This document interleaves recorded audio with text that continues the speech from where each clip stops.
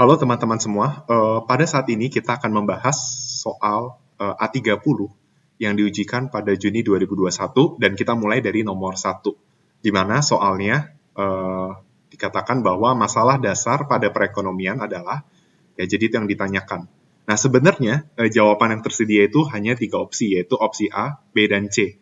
Tetapi apabila opsi dari A, B, dan C itu semuanya benar, maka jawaban yang dipilih adalah opsi D, sedangkan jika A, B, dan C itu semuanya salah, berarti yang kita pilih adalah opsi E. Nah, berdasarkan kunci jawaban yang tersedia, jawabannya adalah D atau A, B, dan C semuanya benar. Nah, berarti kita harus menguji apakah benar opsi A, B, dan C itu memang benar semua.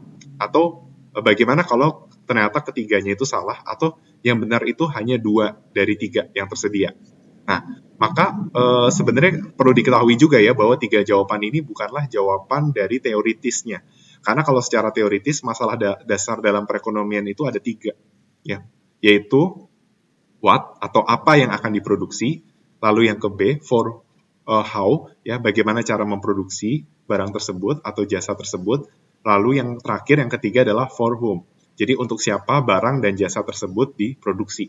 Nah, jadi kita bisa menguji 3 opsi ini ya, A, B, sampai C, itu apakah mereka itu masuk ke dalam kategori salah satu dari 3 masalah perekonomian yang sudah dijabarkan.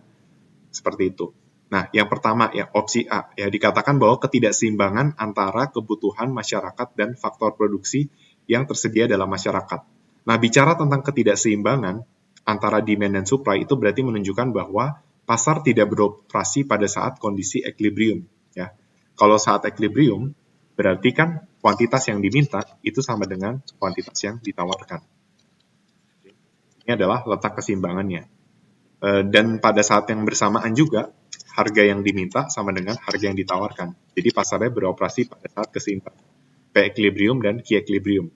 Tetapi apabila misalnya ya, QS itu lebih besar dari QD, sudah pasti pasar itu tidak akan beroperasi di Q-equilibrium. Ya. Kalau yang jumlah barang yang ditawarkan lebih besar daripada yang diminta, ini kita kenal dengan istilah overproduction. Seperti itu. Lalu kalau misalnya yang ditawarkan lebih kecil dari QD-nya yang diminta, itu berarti underproduction. Seperti itu. Nah, opsi A itu masuk ke dalam masalah ekonomi yang nomor 2, atau bagaimana cara memproduksi. Nah, kenapa masuk yang bagaimana cara memproduksi? Karena kan yang menjadi masalah adalah ketidakseimbangan. Jadi pasar tidak berada dalam keseimbangan. Bisa overproduction, bisa underproduction. Berarti yang menjadi masalah adalah bagaimana cara memproduksi supaya produksinya itu tidak overproduction atau tidak underproduction, melainkan bisa beroperasi pada saat keseimbangan. Karena kita tahu kalau kita belajar pasar persaingan sempurna, ya, bahwa pasar itu akan kondisi yang ideal itu adalah ketika mereka beroperasi pada saat keseimbangan, seperti itu. Ya, maka opsi A itu memang adalah masalah dasar pada perekonomian, di mana masalah dasar itu merujuk pada bagaimana cara memproduksi barang. Nah, pada opsi B dikatakan bahwa kemampuan produksi jauh lebih rendah daripada jumlah keinginan masyarakat. Nah, ini masih berkaitan dengan opsi A ya, di mana kalau kemampuan produksi lebih rendah berarti jumlah yang diproduksi itu lebih kecil daripada jumlah yang diminta oleh masyarakat. Berarti opsi A dan opsi B itu sama-sama masalah dasar pada perekonomiannya adalah pada nomor 2, yaitu bagaimana cara memproduksi barang tersebut. Nah, pada opsi C dikatakan bahwa pilihan masyarakat dalam mengonsumsi. Apakah benar bahwa pilihan masyarakat dalam mengonsumsi itu adalah masalah dasar pada perekonomian? Nah, opsi C ini ternyata adalah masalah dari nomor 1, yaitu apa yang akan diproduksi. Ya, jadi perlu solusi dari apa yang ditanyakan pada nomor 1 ya. Karena apa yang akan diproduksi itu adalah tergantung dari apa yang diminta oleh masyarakat, seperti itu. Jadi pilihan masyarakat dalam mengonsumsi adalah masalah dasar pada perekonomian, yaitu apa yang akan diproduksi. Sehingga perlu solusi dari masalah nomor 1 untuk menjawab opsi C.